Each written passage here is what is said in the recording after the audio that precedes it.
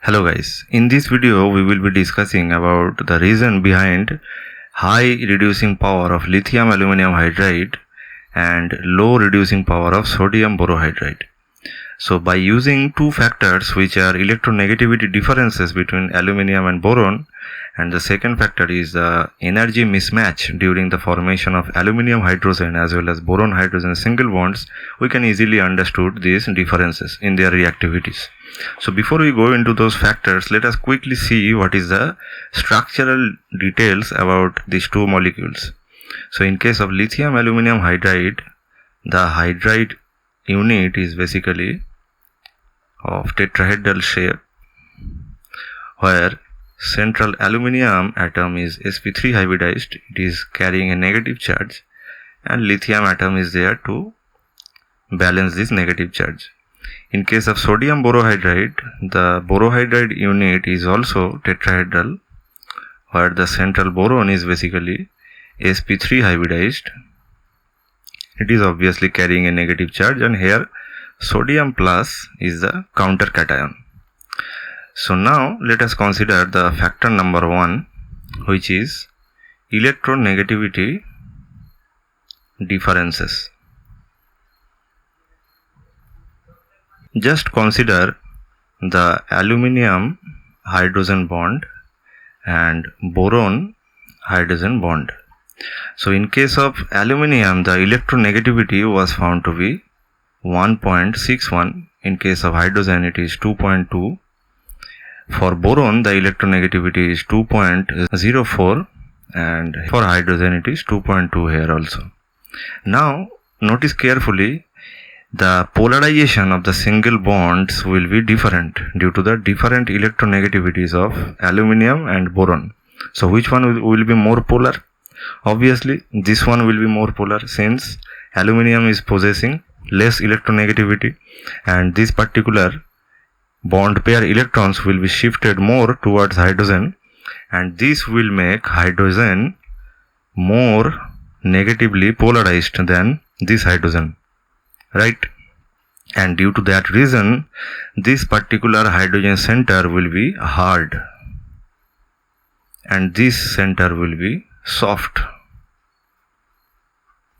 And since it is hard, so it will behave a strong nucleophile as well as a strong base. This basic property of hydride from aluminum hydride, lithium aluminum hydride, is basically coming from the hardness of these hydrogen atoms.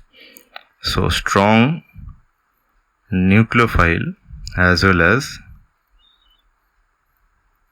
strong base, and due to that reason we cannot perform the reduction by lithium aluminum hydride in protic solvents like ethanol or methanol, or rather in any alcohol. So we have to carry out this reaction in aprotic solvents, but they must be polar. For example, diethyl ether, THF. So these are the choices for solvents in case of lithium aluminum hydride reduction. So what will be the effect when lithium aluminum hydride is taken in protic solvents? So basically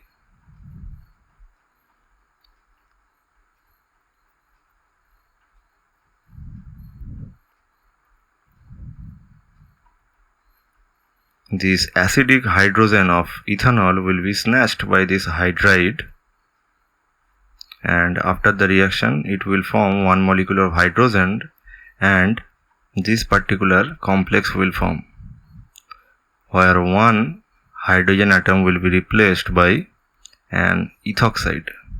Like this, other steps will also occur, and finally all the hydrogen atoms will be replaced by the ethoxide anion.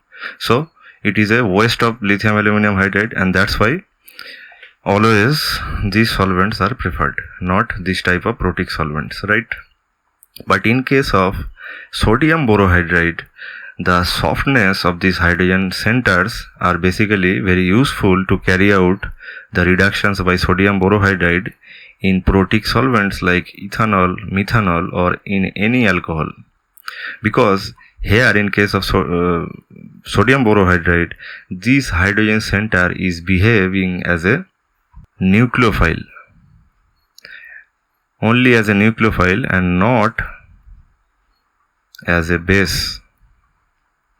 This is the main difference between sodium borohydride and lithium aluminum hydride. The hydride or the hydrogen atoms in case of sodium borohydride always behave as a very good nucleophile, not as a base. But in case of lithium aluminum hydride, the hydrogen atoms behave as a strong nucleophile as well as strong base. Okay, so this is the one factor which can easily be understood, and from that we can understand that lithium aluminum hydride is more reactive than sodium borohydride. Now consider the second factor, which is the energy mismatch.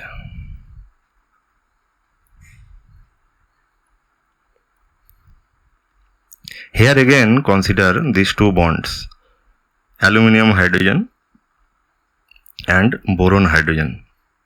So if we consider the valential electronic configuration of aluminum, then it looks like this: 1s2, 2s2, 2p6, 3s2, 3p1. This is for aluminum. And for boron, it is 1s2, 2s2 and 2p1. So the valence shell for boron is basically 2s2, 2p1, and the principal quantum number is obviously 2 for valence shell. And in case of aluminum, it is 3. And for hydrogen, the electronic configuration is 1s1. So the principal quantum number is basically 1 for hydrogen. Now quickly look at the energy profile diagram, where I will be showing you the different energy levels of different principal quantum numbers. So if we assume that this is the energy level for principal quantum number 1, then this will be for 2 and this will be for 3. So in this energy level, our hydrogen atom will be situated, since its valence shell is of principal quantum number 1. For boron, it will be here, and for aluminum, the energy position will be here. Now if you consider the interaction between boron hydrogen and aluminum hydrogen, then which will be more stronger interaction? Obviously boron hydrogen interaction will be stronger. Why stronger? Because the energy differences between boron and hydrogen valence shell is low, and due to low energy mismatch, the overlap between the boron sp3 orbital and the hydrogen 1s orbital will be of energetically very favorable. But in case of aluminum, due to large energy differences, the interaction will be weaker, right? And due to this reason, basically aluminum hydrogen bond is weak and boron hydrogen bond is strong. Simple reasons, but effective explanation. And that is basically the main reason why lithium aluminum hydride is more reactive, because since this bond is weak, so it will always try to break and try to react with other compounds or elements to form more stable compound. But in case of sodium borohydride, since this bond is already stable, so its reactivity will be less, right? So lithium aluminum hydride is more reactive and sodium borohydride is less reactive. So the second factor gives us the same conclusion. So these two factors are basically the main key factors which tells us why lithium aluminum hydride is a strong reductant and sodium borohydride is a mild or weak reductant, right? In the next video, we will be discussing about the details of preparation of these two reagents, and then I will publish more videos which will be basically about the different organic transformations of several functional groups which will be done by either lithium aluminum hydride or sodium borohydride. So that's it for this video. Thank you for watching this video. See you in the next video.